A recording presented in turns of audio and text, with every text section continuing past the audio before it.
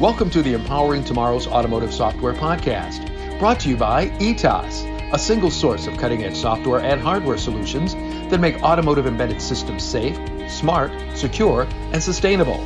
Each episode, we'll be joined by ETAS and industry experts to discuss how electrification, automation, and connectivity are impacting the automotive industry. Now, sit back and enjoy the discussion. Hi everyone, and welcome to our ETAS Empowering Tomorrow's Automotive Software podcast.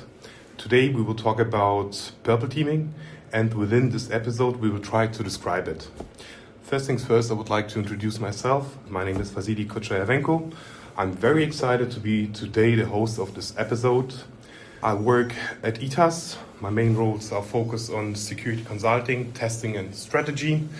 I'm the so-called engagement manager. This means I'm responsible for leading our enterprise and plant security team. And before we move into attack details, let's welcome Wolfgang and Rene to the conversation. So, my name is Wolfgang Neufeld. I'm one of the security experts here, doing penetration testing, red teaming, purple teaming, and threat and risk analysis. And yeah, I'm happy to be here and having a nice conversation about purple teaming in ways that needed. Yeah, and also hi from my side. My name is Reuter. I'm the responsible principal manager for the enterprise and plant security services here at ETAS. And today in the podcast, I will act as one of the red, blue, purple team experts. And we will try to shed some light to you what actually is purple teaming. Thank you very much, guys. In the previous episodes, you discussed both the red teaming and the blue teaming. Here you explained what they are, what the benefits are, what roles are represented, and other personas inside blue teams and red teams. Also, you explained the topics from both sides, the technical and the non-technical side, which I really liked, I really appreciated, and I hope we can keep it that way. Yeah. Let's see how these teams fit together and what are the benefits of purple teaming. We can jump into why purple teaming or what is purple teaming with a brief explanation. So basically the idea behind purple teaming is if you mix the red part, so the attack part, what we explained in the first podcast, and the blue team, so the defenders from our second episode, if you mix those two colors together, what comes out, that will be basically purple. And what is meant by that is, so instead of having this more or less blaming approach, means if you have just a red teaming exercise, means the red team is going to prepare an attack, is executing the attack towards your organization, writes a report in the end, and will basically gives you this report, which highlights then what kind of exploits they have used and how they were able to achieve the target, whatever target was defined, maybe gaining access to the Active Directory or gaining access to a valuable database. And this will then be basically put towards the blue team, and the blue team gets a little bit of the blaming, saying, look, the red team won again. Why didn't our defense mechanism didn't work? Did you do anything wrong? And so this is more or less a little bit more what we refer to a blaming approach. And the purple team approach will try to eliminate this blaming. So instead of the red team doing the assessment by itself and then writing the report, the red team and the blue team, they will sit together in a workshop, and the red team will execute their prepared attacks, and the blue team will get immediate feedback whether they were able to detect a certain attack vector or not. And this will, of course, be documented in a report or in just some notes with a timestamp. And so this is much more collaborative approach than this blaming approach before. So in red, blue, purple teaming is more or less a flavor of attack simulations. So this is basically if you mix this together. So in this case, the combination of red and blue is a kind of flavor of attack simulation. Why is it more important today than ever? And the other fact is, Rene, you asked Sven a pretty good question the last time in the blue teaming episode. How does AI influence engagements? Yes, so when we recorded the last time the Blue Team episode, I would say AI models were capable of doing some basic vulnerability research, some basic exploitation. If you look at I would compare it a little bit of the level of expertise for example, a penetration tester or a vulnerability researcher. It was around on a junior level, I would say. This is what we saw in using the AI models for this kind of testing approaches.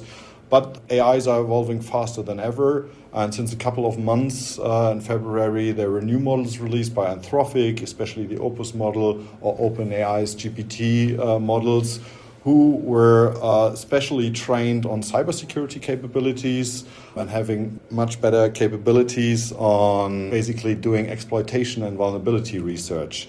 So this is, of course, can be leveraged by attackers now because it will basically ramp down the time for vulnerability research, and the AI will take care of the vulnerability research and also on the exploit development.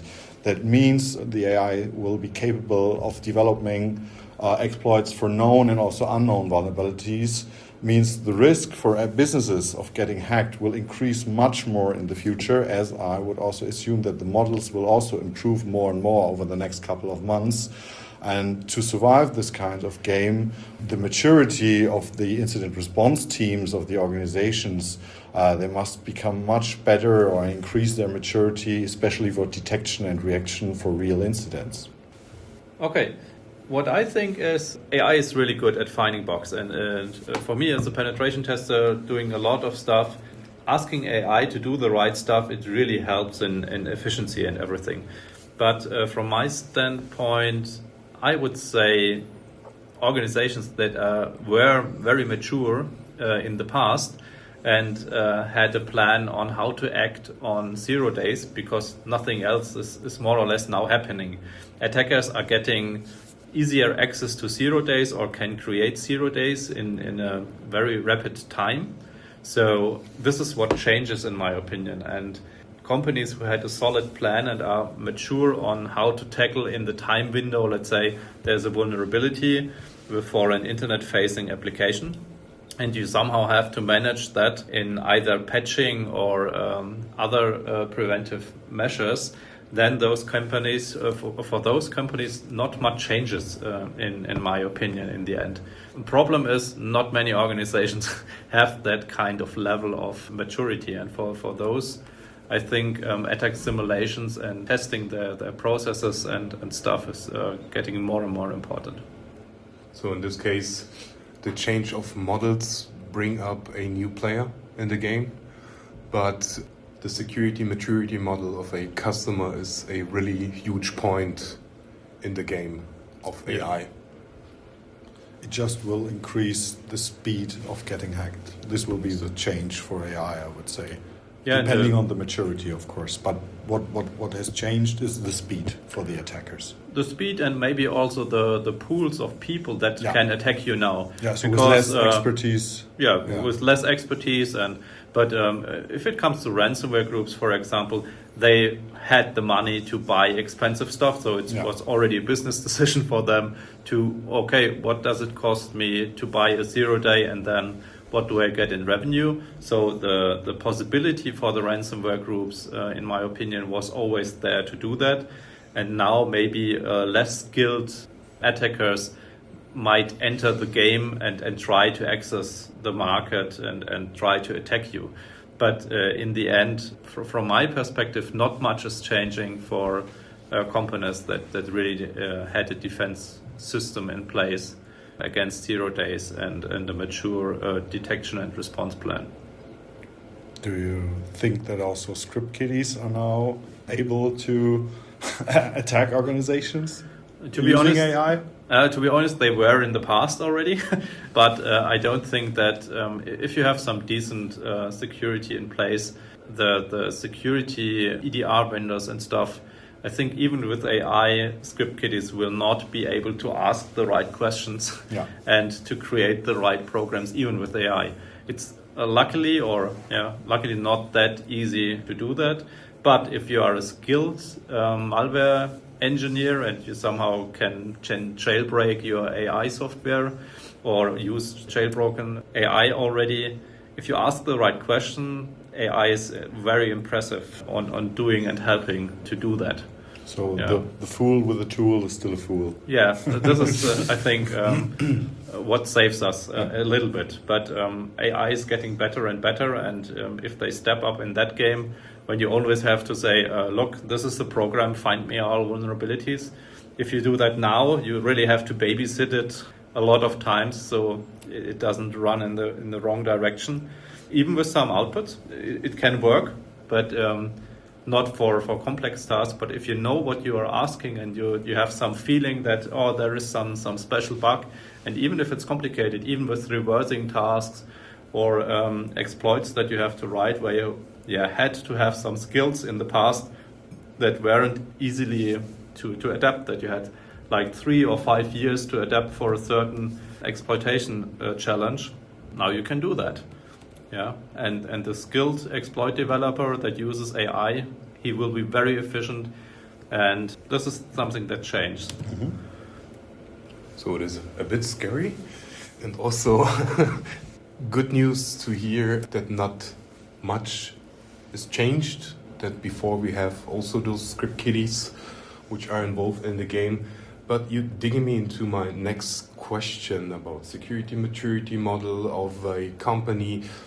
My question is, how, when, and why can I conduct a purple teaming, and what kind of information is needed?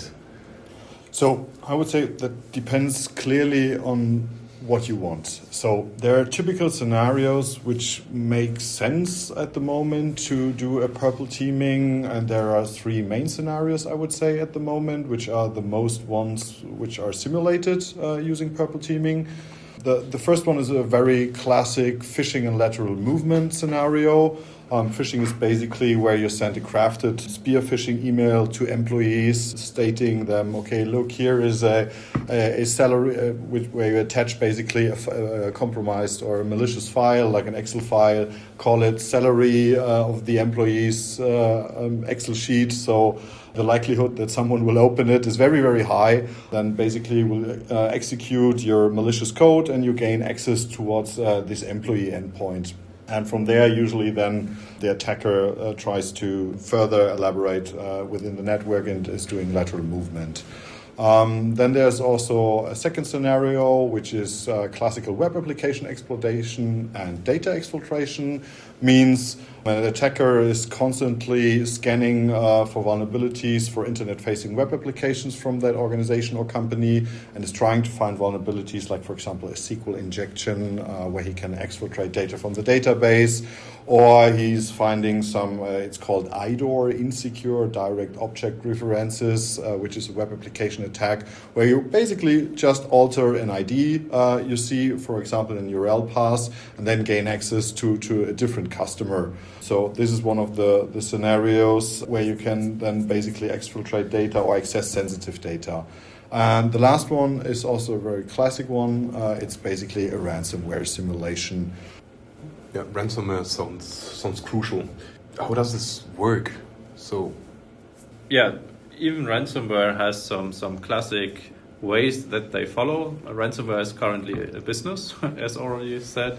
They are highly organized groups that do different things. There are different steps that are more or less always the same.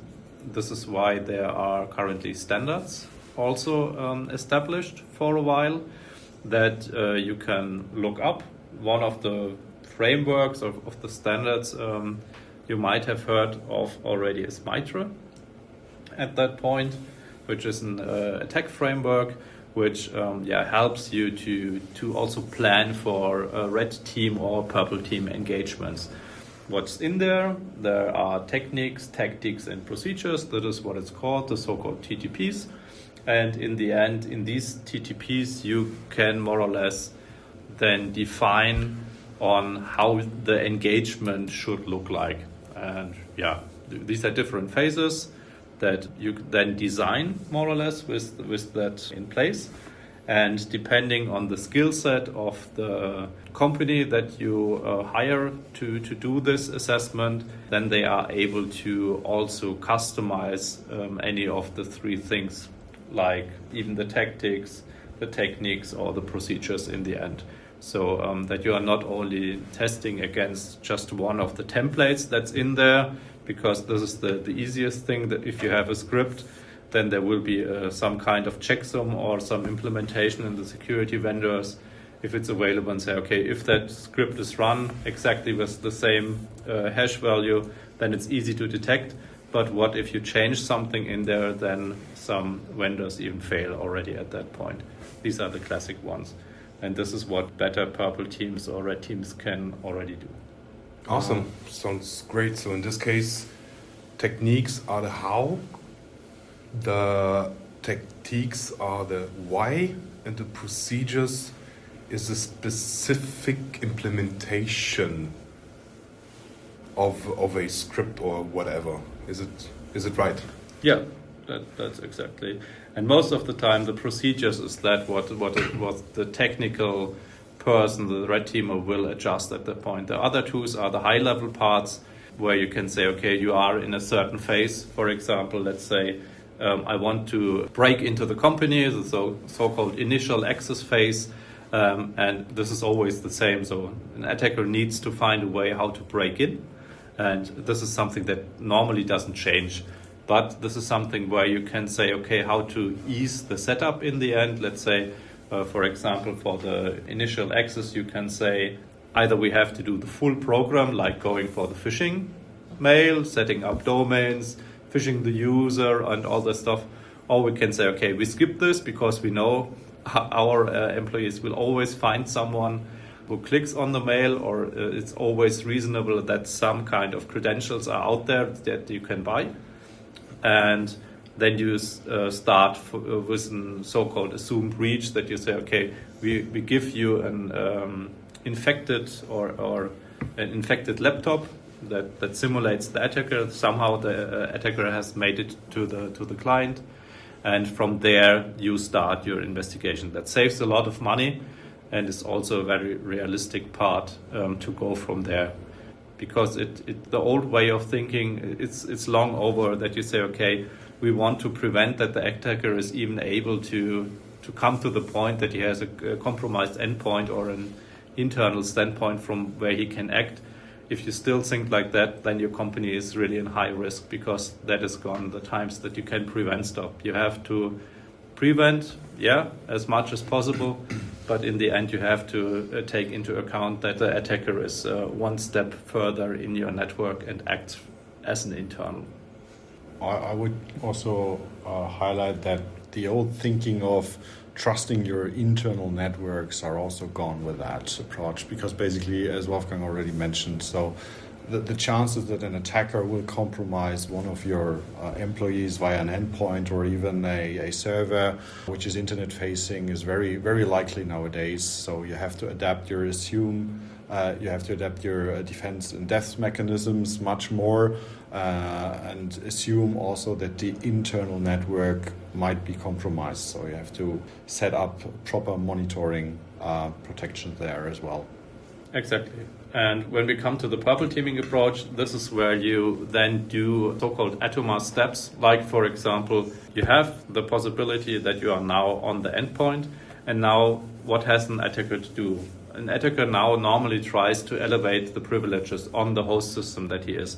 And this is where the security solutions shine, where they can detect, okay, somebody is trying with a very simple "who am I" call in a CMD executable, trying to find out what rights do I have current, what programs might already have known security vulnerabilities. So it starts enumeration.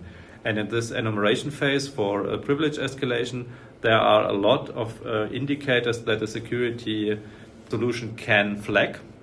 And now the interesting part starts with, okay, what is the blue team doing with that information? This is already in the attacker is already in my network, but he's not laterally moving in the network right now. He is still in the phase of trying to get a better foothold, to get admin rights on on the system or system rights on a Windows system or root rights on a Linux system and go from there. So there are a lot of possibilities to catch him. And this is where now purple teaming tries to find out how good are your procedures, how good are your reaction times at that point. So am I understood it right?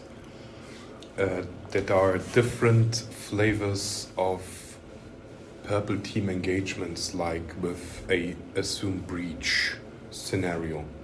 Is it the normal way to do assume breach, or is it more like a black box test? Or what is your advice to do purple teaming? I would say that highly depends on what the customer wants to see or what wants to be tested by the customer.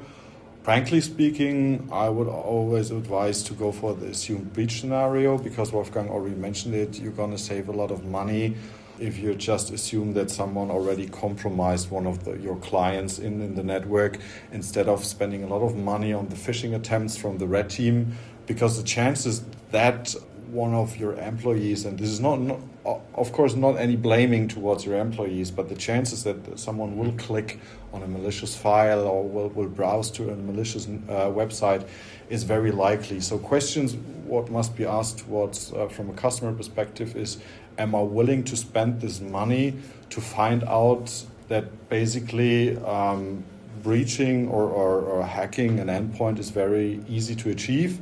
Or should we more concentrate on, okay, this is already achieved and the chances are very high that an attacker is achieving that, but what happens after that? Because yes, a client can be hacked, and this is obviously not good for the company, but the question is more or less afterwards, what is the attacker able to do with it? So what kind of systems is he able to access? Mm-hmm. Is he even able to elevate his privileges, what Wolfgang just mentioned? Is he then able to move into your network, targeting valuable systems like your Active Directory, issuing golden tickets? Those are all potential attackers are doing. So this is more or less the question I think personally purple teaming should answer, not about can we compromise a single client.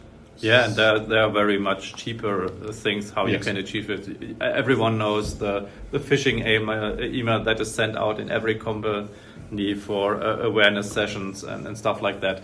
There you have already the percentage on how many people click on something. So and this is very cheaper than a purple teaming engagement. Yeah. Purple teaming engagements is something from the business side. There you really want to check also the processes and the technical improvements that you have in the end. Because after we, for example, let's say we mimic something that a real attacker would do. So we have the possibility to run code on an endpoint as a normal user. And let's say some of the ransomware groups, for example, they bring so-called bring your own vulnerable drivers, so drivers that are possible to install for a user. Okay, you normally need admin rights for that, but let's assume somehow we already achieved that step because of bad third-party software on the client. And then we are now doing the installation of the driver with the admin rights. And this is a crucial step where we say, okay, how can you now determine that the installation of a vulnerable driver is happening in your organization currently? Do you have alerting on that?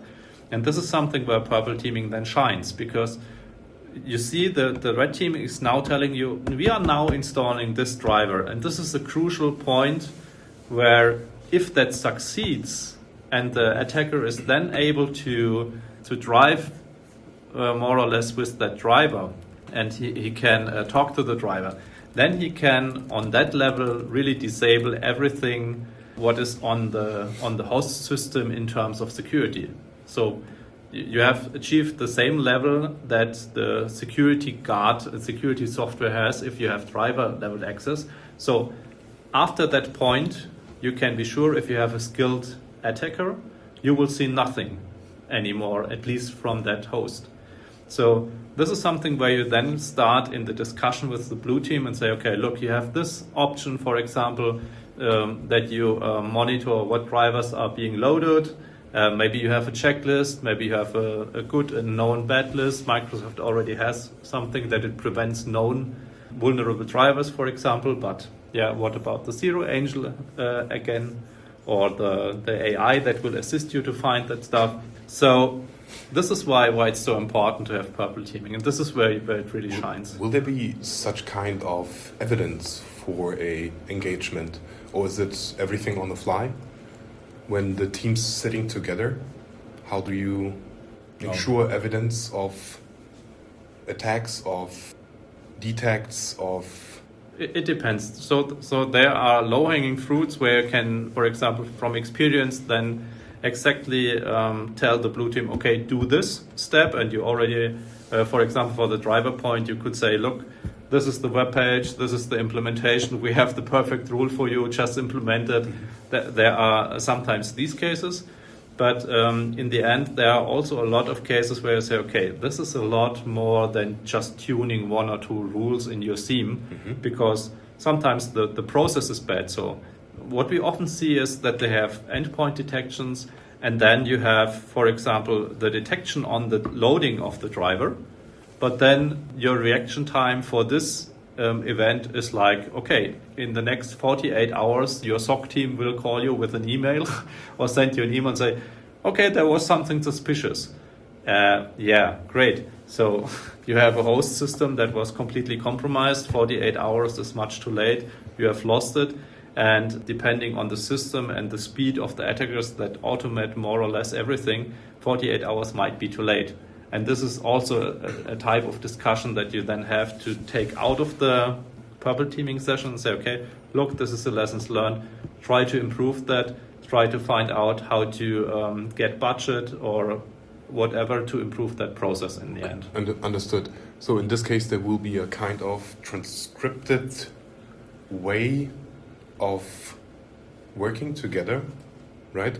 And kind of guidance for the whole team, so for the red teamers, for the blue teamers, so the purple team will guide through an engagement.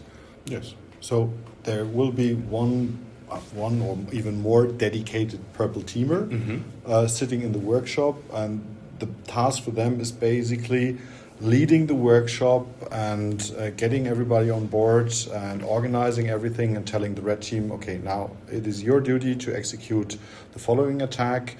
Please share what you're doing, and then also immediately asking the blue team, did you see anything in your security solutions? So the purple team part is basically the one doing a little bit of the orchestration of both teams and supervising them, and just organizing the workshop all around it.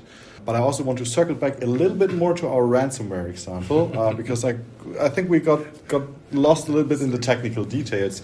So just to summarize it again, because we started with this ransomware example. So what we learned is, okay, the attacker is starting with the initial access, compromising an endpoint, either using phishing techniques, or we start with the assumed breach.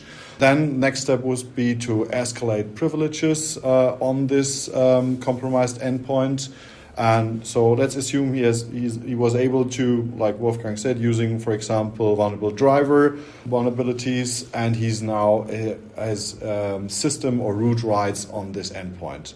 What are now the next steps? I think now this is something where the EDRs got better and better. So the first thing that I would say in the past, it was really hard to get initial access. And this is still one point that is hard today, but if the user somehow executes an executable or a package, if you get the social engineering to the user, then getting the initial foothold is still something that is possible if you can download executables or stuff like that. The problem now is EDRs did become really good at catching when a user tries to move laterally, so going from one computer to another one, or does enumeration in the network. This is where EDRs, in my opinion, got really good for various reasons. And this is something where you then have to find out, okay, are my processes in place? Because you will highly likely often get some kind of alerting there, but then what do you do with that kind of alerting? Is it high enough? Do you do something with it? If the attacker is able to move laterally in the end, then you at least need to have some kind of overview on where did he successfully move everything. This is what we covered also in the blue team. You need to have logs. Yeah, exactly. And before you call the incident response team that helps you with recovering your data. Okay, so now the attacker successfully moved in the internal network, and of course what they are seeking, the attackers, is they will not move to another endpoint. What they are doing is they of course try to scan a little bit in the internal network and try to find, for obvious reasons, valuable targets. This could be myriads of systems, and those could be database systems, SharePoint systems, file servers, or of course the Active Directory, depending a little bit of the goal of the attacker. But if you look back to our ransomware example, usually what they do is they look for file storage systems, so file servers and SharePoints. So first of all, they will, in this next phase, they will laterally move towards those systems using credentials they somehow gained either from the compromised endpoint, using the credentials there, or using different techniques. And the next thing is he will try to exfiltrate this data. So using C2 channels is usually very common. What else is there? Yeah, I think it depends on the amount of data that you want to exfiltrate. So if you just go for example, for the credentials somehow, some small megabyte packages, then you can go over the standard C2 channels. But some ransomware groups sometimes simply exfiltrate everything they find. Yeah. So it's more terabytes on data. Then you go for the cloud, for example, and move that to S3 buckets in Amazon or whatever. This is usually the thing then. Okay, and then so now he has exfiltrated the data, and I guess in our ransomware example, last step would be to basically encrypt your data. Yeah. And of course, not sharing the private key with you, because what they will do, they will try to blackmail you and will exfiltrate money. And this is one of the core reasons to do ransomware. And there are also many steps that you can simulate where an EDR should then alert. But this is somehow shockingly working quite well if you do it on your own. If you have your own crypto written in Python, for example, or stuff like that, it seems to be very hard to detect these encryption, actually. Yeah. So this, unfortunately, seems to work also pretty fine in our engagements that we try still. But yeah, so this is something that would be the last line of defense where you really want to find out, okay, someone is scripting stuff, because maybe you are lucky that some systems that you can at least, for example, save the backup servers or whatever, depending on the skill set of the attacker. If the attacker is good, then he will first encrypt your backups or delete your backups and start then the encryption. If you have a backup server. If you have a backup. There's an if involved. And also, even if you have a backup server, reality shows that a lot of companies have never tried to basically play back the backup. This is also one of the scenarios a lot of people are not testing. Just by doing a backup doesn't mean you can roll it back. So this has also been tested. Or what time do you need to fully restore? So sometimes you have the backup and the backup would run, but it would take too much time, like really weeks, to deploy all the computers that are encrypted with the backups. And then you don't know in that step, okay, maybe the attacker still has access to your systems. Where are the backdoors? And then he would simply or visit you back and then re-encrypt everything. So, yeah, it's not that easy. Sounds great. So, the ransomware example was a nice one. So you started off with compromising endpoints, then escalate privileges, disabling security solutions, scanning lateral movement, exfiltration, and at the end you had the encryption example. So those kind of things are available inside the MITRE framework, right? Yeah. With TTPs, so with the techniques and procedures, also known IOCs, indicators of compromise.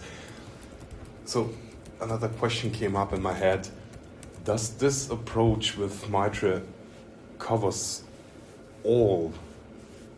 So in this case, all attacks, all IOCs, or is there something more? how to ensure so?